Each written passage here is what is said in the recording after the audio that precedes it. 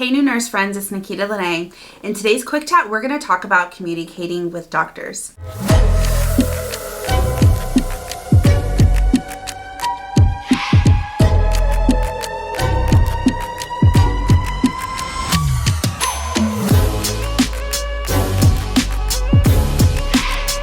Communicating with providers can be a little bit scary as a new nurse. You don't know what to say, how to say it, or even when to call.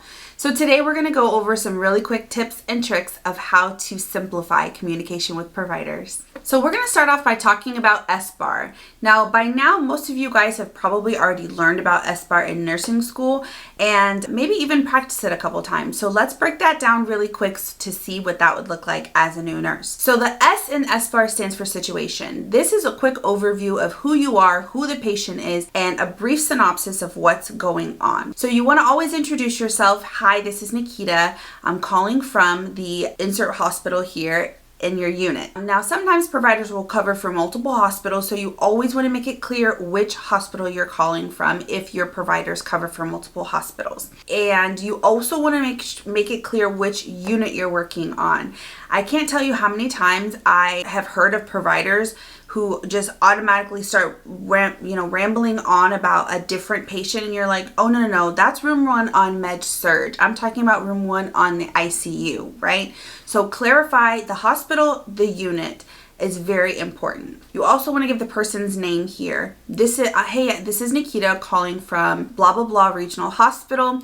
I'm calling about Mr. Tom Smith in room 5 of the ICU. Now next you want to go over the background really quick. This is where you want to talk about Mr. Smith's diagnosis, like why he's there in the hospital, a quick synopsis of what's going on and what, like maybe his history that's included in what's going on with him. The B in SBAR stands for background. Now this is the part of the conversation where you want to go over the patient's diagnosis or reason why they were admitted, a quick synopsis of their history related to their diagnosis, and the current situation that you're calling for. Next is the A for assessment. This is the part where you want to include your assessment and a quick synopsis of what's going on with that patient related to your assessment. So for example, this could be the issue that you're calling for, but you're also going to add your supporting information in here. That's the numerical values that we always talk about. That's a very important part of your assessment, as well as any trends that you're seeing with the patient, right? So if you're calling the provider about your patient's blood pressure, this is where you want to tell them, Mr. Smith's blood pressure right now is 5/2.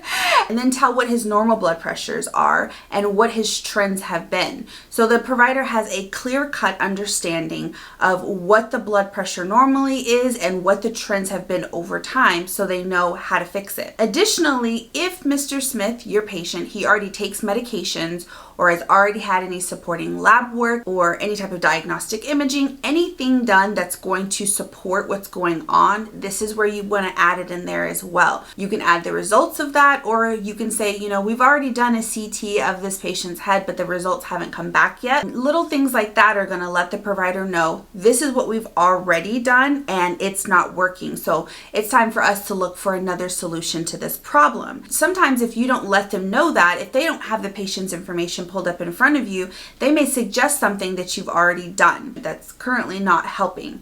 So in order to cut that out and to cut that time out and make your conversation quicker and more precise, you could go ahead and let them know, hey, we've already done a CT, we've already done a chest x-ray, we've already gotten labs, this is what those results are. Now the R is for recommendations.